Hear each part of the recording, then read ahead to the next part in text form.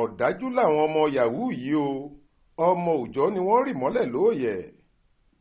Ọwọ́ ikọ̀ iléeṣẹ́ ọlọ́pàá ìpínlẹ̀ Rivers pẹ̀lú ìrànlọ́wọ́ àwọn ọdẹ àdúgbò ti bá àwọn afurasí ọmọ Yahoo méjìlá kan tí wọ́n rí ọmọ ìkókó mọ́lẹ̀ lóòyẹ̀ ládùúgbò Eagle Island nílùú Port Harcourt, ìpínlẹ̀ Rivers lọ́jọ́rú wẹ́sídẹ̀ẹ́ ọjọ́ 23 oṣù kẹjọ ọdún 2023 yìí.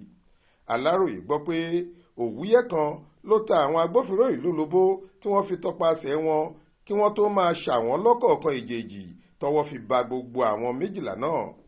Alága ikọ̀ ìṣọ́ aláàbò kan tí wọ́n ń pè ní PLGA lágbègbè Eagle Island, Victoria Ohaji, tó fìdí ìṣẹ̀lẹ̀ náà múlẹ̀ fáwọn oníròyìn sọ pé lásìkò táwọn ọmọkùnrin yìí ń gbẹ́lẹ̀ tí wọ́n sì ń pọ̀fọ̀ tí wọ́n ń pògèdè tí wọ́n ń pàyàjọ́ kíkankíkan làwọn ará àdúgbò táwọn lólobó táwọn náà sì ké sí tẹ̀sán ọlọ́pàá Azikwe nílùú Port Harcourt káwọn tó jìjọ tọpasẹ̀ wọn lọ.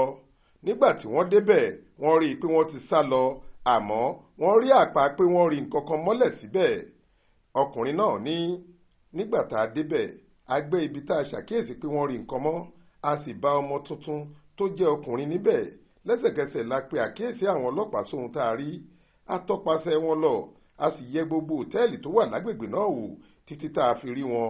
Bí wọ́n ṣe rí wa ni wọ́n fi régé tá a sì lé wọn mú, a sì rí àwọn méjèèjìlá mú, àtọmọ àti àwọn afurasí náà ni a fà lé ọlọ́pàá lọ́wọ́. Ohaji kádìí ọ̀rọ̀ rẹ̀ nílẹ̀ pé ìkan tiẹ̀ wà nínú àwọn afurasí náà tí kò tiẹ̀ rí nǹkan tí wọ́n ń ṣe náà sí ìwà ọ̀daràn, ńṣe ló tún fọ́nu pé bí bàbá òun bá dé tó jẹ́ ọ̀gá ológun yóò wá gba àwọn sílẹ̀ lákọlò ọlọ́pàá. Alukoro iléeṣẹ́ ọlọ́pàá ìpínlẹ̀ náà Grace Iringekoko fìdí ìṣẹ̀lẹ̀ náà múlẹ̀ pé lóòótọ́ lọ́wọ́ ti bá àwọn afurasí ọmọ Yahoo náà tí wọ́n rí ọmọ Oojọ mọ́lẹ̀ lóòyẹ̀.